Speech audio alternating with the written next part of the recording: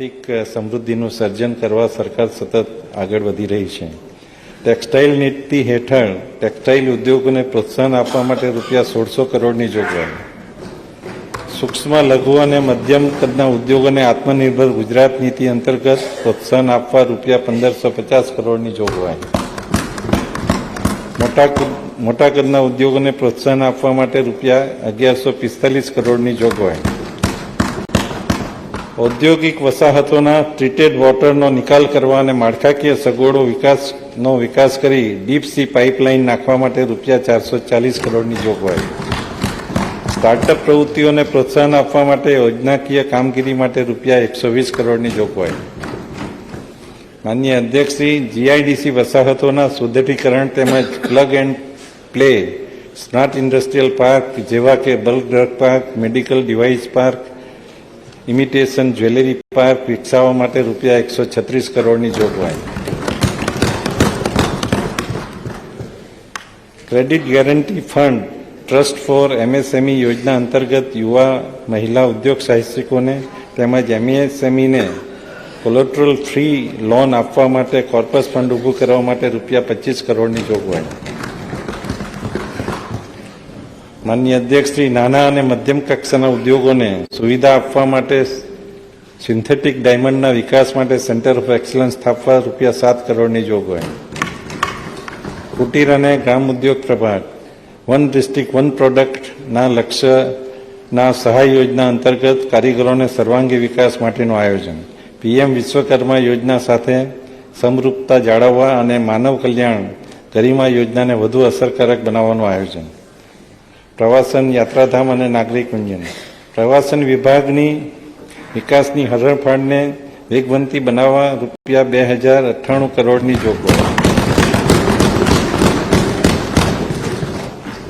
માનનીય અધ્યક્ષશ્રી, Somnath beach, Pingleshwar beach, Asarma beach, Mandvi Kutch, Mul Dwarka beach વગેરેના વિકાસ માટે રૂપિયા 200 કરોડના આયોજન પૈકી રૂપિયા 30 કરોડની જોગવાઈ.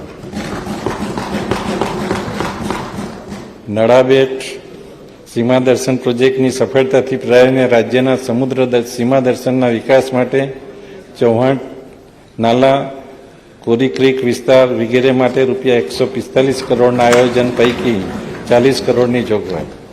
અંબાજી, વાંસદા, કોટેશ્વર વગેરે વિવિધ સ્થળોએ જંગલ સફારી તેમજ ઇકો ટુરિઝમની કામગીરીના વિકાસ માટે રૂપિયા 170 કરોડના આયોજન પૈકી રૂપિયા 45 કરોડની જોગવાઈ. જૂનાગઢ ખાતે આવેલા ઉપરકોટના કિલ્લાના રિનોવેશન બાદ પ્રવાસીઓના વિક્રમી વધારાને ધ્યાને લઈ રાજ્ય જુદા જુદા મેમોરિયલ તથા લખપત કિલ્લા સહિત અન્ય જુદા જુદા કિલ્લાના વિકાસ માટે રૂપિયા 200 કરોડના આયોજન પૈકી રૂપિયા 35 કરોડની જોગવાઈ. અંબાજી યાત્રાધામ ખાતે માસ્ટર પ્લાનિંગ અંતર્ગત વિવિધ કામોનું રૂપિયા 117 કરોડના ખર્ચે આયોજન. શ્રી બહુચરાજી શક્તિપીઠના વિકાસ માટે રૂપિયા 71 કરોડના ખર્ચે મંદિરનું પુનઃનિર્માણ તેમજ યાત્રાધામનો સર્વગ્રાહી વિકાસ કરવા માટે આયોજન. વિવિધ ધાર્મિક સંપ્રદાયો સાથે સંકળાયેલા તેમજ સ્થાનિક રીતે ખૂબ જ અગત્યના ધરાવતા યાત્રાધામોના વિકાસ માટે રૂપિયા 79 કરોડની જાહેરાત. Statue of unity Ektanagar. Statue of યુનિટીના વિકાસ અને આંતરમાળખાકીય સુવિધાઓની વૃદ્ધિ માટે રૂપિયા 150 કરોડની જોગવાઈ. એકતાનગર ખાતે હોસ્પિટાલિટી ડિસ્ટ્રિક્ટ વિકાસના પ્રોજેક્ટ માટે રૂપિયા 300 કરોડની જોગવાઈ. Sardar Sarovar dam experience centre એકતાનગરના project માટે રૂપિયા 25 કરોડની જોગવાઈ. એકતાનગર ખાતે ગુજરાત વનના તેમજ દેશી રજવાડાઓનું સંગ્રહાલય બનાવવાની સાથોસાથ વીર બાલક ઉદ્યાન બનાવવાનું આયોજન. માનનીય અધ્યક્ષશ્રી, 5મો સ્તંભ ગ્રીન ગ્રોથ છે. વન પર્યાવરણ વિભાગ માટે રૂપિયા 8583 કરોડની જોગવાઈ. માન્ય મંત્રીશ્રી, આપે પાણી પીવું હોય તો પી શકશો. તમારા બચકામાંથી અલગ અલગ ગિફ્ટ એટલી બધી નીકળી છે ને, એટલે બીજા બધાને તો સંતોષ થઈ ગયો હશે, પરંતુ આપને પાણી પીવું હોય તો પી શકશો. Thank you. 1.5 કલાક થઈ ગયો એટલા માટે. પણ બહુ સરસ આપ આપી રહ્યા છો બધાને. Thank you. પાણી બાજુમાં મૂકી શકે, કોઈ વ્યવસ્થા કરી રાખો. છે ને? સાતત્યપૂર્ણ વિકાસ માટે વન અને પર્યાવરણ જતનના ક્ષેત્રમાં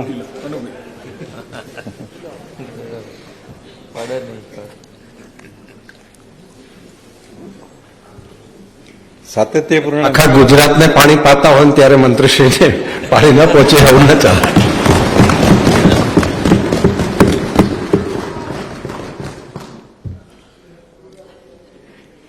સાતત્યપૂર્ણ વિકાસ માટે વન અને પર્યાવરણ જતનના ક્ષેત્રમાં પણ ગુજરાતે હરણફાળ ભરી છે. હાલમાં COP28માં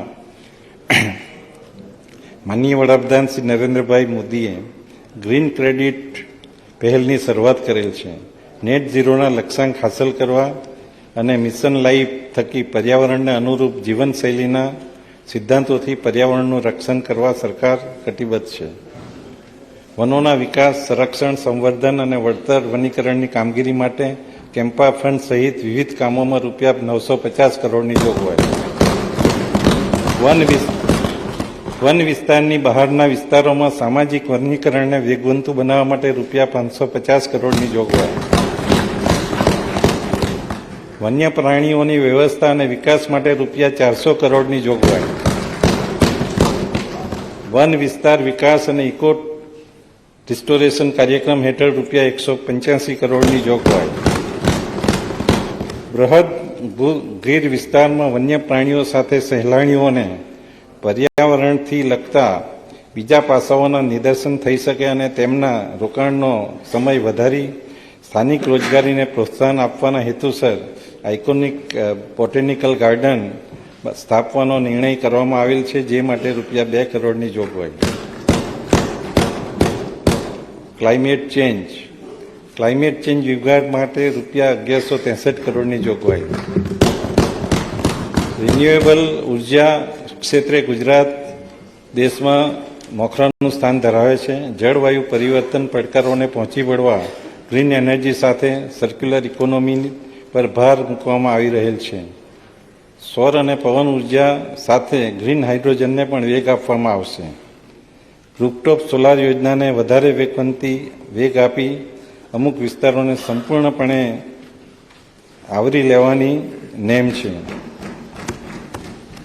સોલાર રૂફટોપ યોજના અંતર્ગત ગ્રાહકોને સહાય આપવા માટે ₹993 કરોડની જોગવાઈ. સરકારી તેમજ સરકારી કચેરીઓ અને સરકારી રહેણાંક મકાનો ઉપર ઓપેક્સ મોડેલ હેઠળ 40 મેગાવોટ રૂફટોપ સોલાર પ્રોજેક્ટની સ્થાપના અંગેની યોજના માટે ₹100 કરોડની જોગવાઈ. માનનીય અધ્યક્ષશ્રી, ગૃહ વિભાગ માટે ₹10,378 કરોડની જોગવાઈ. ગુજરાત પોલીસ રાજ્યમાં ગુનાખોરી નિયંત્રણ તથા કાયદો અને વ્યવસ્થાની જાળવણીમાં મહત્વની ભૂમિકા ભજવે છે.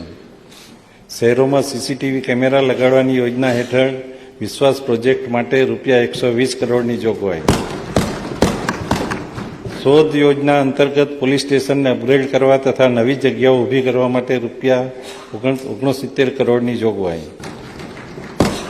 અમદાવાદ, સુરત, વડોદરા અને રાજકોટમાં ટ્રાફિક વ્યવસ્થાન માટે સુગમ યોજના અંતર્ગત ટ્રાફિક પોલીસની 1000 નવી જગ્યાઓ ઊભી કરાશે. આ યોજના માટે ₹57 કરોડની જોગવાઈ.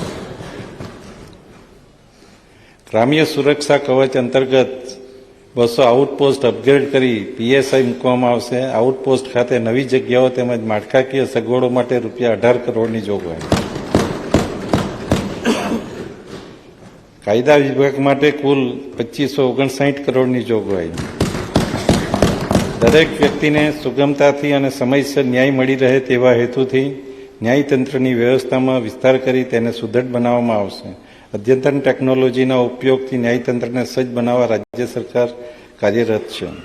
હાઈકોર્ટના કોર્ટ મિશન મોડ પ્રોજેક્ટ અંતર્ગત રાજ્યની અદાલતોમાં તમામ સ્થળે કોમ્પ્યુટરાઇઝેશન અને ડિજિટાઇઝેશન માટે ₹20 કરોડની જોગવાઈ. જનસંખ્યાને આધારે તાલુકાઓના ક્લસ્ટર સમૂહ દીઠ એક ફેમિલી કોર્ટ મળી રહે તે માટે 80 જેટલી નવી ફેમિલી કોર્ટ સ્થાપી તેમાં જરૂરી મહેકમ ઊભું કરવા માટે 5 કરોડની જોગવાઈ. રાજ્યના વકીલોના કલ્યાણ માટે ગુજરાત રાજ્ય બાર કાઉન્સિલને સહાય આપવા રૂપિયા 5 કરોડની જોગવાઈ. મહેસૂલ વિભાગ માટે રૂપિયા 5,195 કરોડની જોગવાઈ. નાગરિકોને અપાતી સેવાઓમાં સરળીકરણ, પારદર્શિતા લાવવા જનસેવા કેન્દ્રો, ઈ-ધારા કેન્દ્રો, દસ્તાવેજ નોંધણી કચેરીઓ શરૂ થયેલ છે. દર વર્ષે અંદાજે 90 લાખ લોકો આ કેન્દ્રોની મુલાકાત લઈ સંતોષકારક સેવાઓ મેળવે છે. નાગરિકોને મળતી સેવાઓમાં વધારો કરવા અને ટેકનોલોજીના ઉપયોગ દ્વારા આ સેવાઓને વધારે સરળ બનાવવા આ કેન્દ્રોનું અપગ્રેડેશન કરવામાં આવશે. મહેસૂલી કચેરીઓ અને સ્ટેમ્પ નોંધણી કચેરીઓના આધુનિકરણની કામગીરી હાથ ધરવામાં આવશે. માન્ય અધ્યક્ષશ્રી, સબ રજિસ્ટ્રાર કચેરીઓનું સંપૂર્ણપણે નવીનીકરણ કરવામાં આવશે, જેમાં બાંધકામ, ઓનલાઈન આઈટી વ્યવસ્થા, સીસીટીવી કેમેરા તેમજ નાગરિકો માટે યોગ્ય સગવડો ઊભી કરવા માટે રૂપિયા 39 કરોડની જોગવાઈ.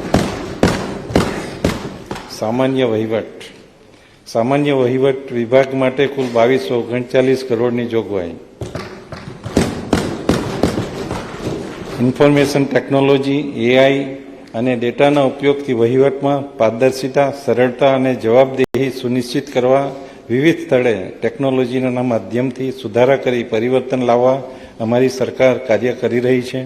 ચાલુ વર્ષે ડીબીટી થકી 400 કરતાં વધુ યોજનાઓમાં લાભાર્થીઓને અંદાજે 14,000 કરોડની નાણાકીય સહાય ઓછા સમયમાં અને સીધી જ લાભાર્થીના બેંક ખાતામાં જમા થાય તે પદ્ધતિ અમલમાં મૂકવામાં આવી છે. એટલે 14,000 કરોડની ચૂકવણીમાં વચ્ચે કોઈ પણ નહીં આવ્યું, સીધો લાભાર્થી આવી ગયો છે.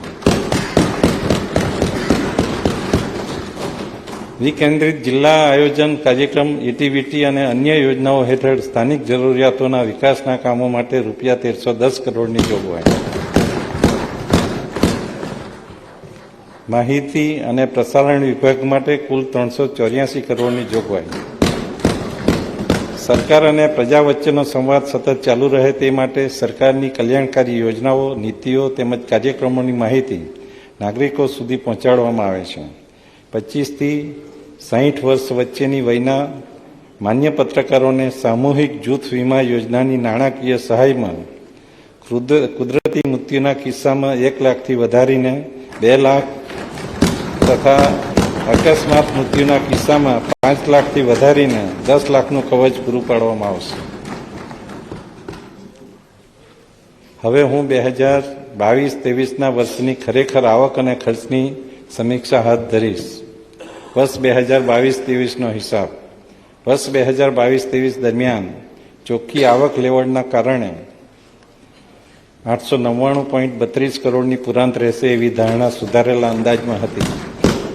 વર્ષ 22-23 માટેના હિસાબમાં ચોખ્ખી આવક દેવડના હિસાબને કારણે રૂપિયા 543.18 કરોડની ખાત દર્શાવે છે. વર્ષ 23-24ના સુધારેલા અંદાજ. વર્ષ 23-24ના અંદાજમાં ચોખ્ખી આવક દેવડના કારણે રૂપિયા 916.87 કરોડની પુરાંત રહેવાની ધારણા હતી. વર્ષ 23-24ના અંતે ચોખ્ખી દેવડના કારણે સુધારેલ અંદાજમાં રૂપિયા 2103.44 કરોડની પુરાંત રહેવાની ધારણા છે. વર્ષ 24-25નો અંદાજ. માનનીય અધ્યક્ષશ્રી, રાજ્યની વિકાસ યાત્રા અવિરત ચાલુ રહે તે માટે અર્થતંત્રના બધા ક્ષેત્રોને સંતુલિત વિકાસ થાય એ જરૂરી છે. આર્થિક વિકાસ માટે સામાજિક ક્ષેત્રે વિકાસ કરવો ખૂબ જ જરૂરી છે. રાજ્યનું માનવધન કૌશલ્યથી સજ્જ બને અને તેમનું આરોગ્ય ઉત્તમ રહે તે માટે આગામી વર્ષે પોષણ, શિક્ષણ, આરોગ્ય જેવા માનવ વિકાસલક્ષી ક્ષેત્રો પર વધારે ભાર મૂકવામાં આવે છે. બજેટમાં સૂચવેલ નાણાકીય જોગવાઈઓને માટે નાણાકીય સંસાધનોનું સુવ્યવસ્થિત આયોજન કરી નાણાકીય શિસ્તના તમામ પાસાઓમાં ગુજરાત હંમેશા અગ્રેસર રહ્યું છે. મૂડી ખર્ચની સાથે સામાજિક ક્ષેત્રમાં કરેલ રોકાણ એ સમૃદ્ધ ગુજરાતના ભવિષ્યનો પાયો બનશે. આવકના સ્ત્રોતો ઊભા કરવા આગામી વર્ષે નાબાર્ડ સિડવી ઉપરાંત હુડકો અને NHB જેવી સંસ્થાઓ પાસેથી ઓછા વ્યાજની લોન મેળવવાનું આયોજન કરવામાં આવ્યું છે. આ રીતે બાહ્ય સહાયિત સંસ્થાઓની લોન અને ઓછા વ્યાજનું ધિરાણ લેવાનું પણ આયોજન કરવામાં આવેલ છે. રાજ્ય સરકારના મહેસૂલી અને બિન મહેસૂલી આવકમાં સાધનમાં મોનિટરિંગ દ્વારા વૃદ્ધિ કરવાનું સરકાર પ્રયત્ન કરશે. વર્ષ 24-25ના અંદાજ મુજબ મહેસૂલી હિસાબ પુરાંત 9,821.28 કરોડ રહેશે.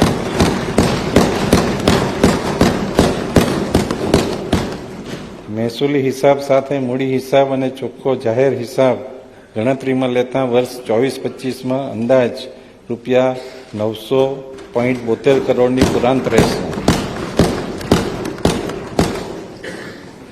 માનનીય અધ્યક્ષશ્રી, હવે હું મારા અંદાજપત્રનો ભાગ ખ રજૂ કરીશ. માનનીય અધ્યક્ષશ્રી, સન 24-25ના વર્ષના અંદાજો અનુસાર એકંદર પુરાંત 900.72 કરોડની રહેશે. અંદાજપત્રના ભાગરૂપે હવે હું વર્ષ 2024-25 માટેની કરવેરા અંગેની દરખાસ્ત રજૂ કરું છું. COVID-19ની વૈશ્વિક મહામારીના કારણે લોકોની આર્થિક ગતિવિધિઓ પર નકારાત્મક અસરને દૂર કરવા આત્મનિર્ભર ભારત પેકેજની સમાંતર રાજ્ય સરકારે પણ વિવિધ વર્ગોને અન્ન સલામતી માટે રાહત દરે અન્ન વિતરણ, સ્ટેમ્પ ડ્યુટી, મોટર વાહન કર, વીજળી શુલ્ક, પેટ્રોલ, ડીઝલ, CNG અને PNG પરના મૂલ્યવર્ધિત વેરામાં રાહતો આપેલ છે. હાલમાં રજિસ્ટર્ડ સહકારી ક્રેડિટ સોસાયટી પાસેથી રૂપિયા 5,000થી વધુનું ધિરાણ મેળવતા સભાસદોને હાલના નિયમ મુજબ એગ્રીમેન્ટ લેખમાં રૂપિયા 300 અને જામીન ખતમાં રૂપિયા 300 મળીને કુલ 600ની સ્ટેમ્પ ડ્યુટી ચૂકવવાની થાય છે. આવું ધિરાણ સામાન્યતઃ મધ્યમ વર્ગના અને ઓછી આવક ધરાવતા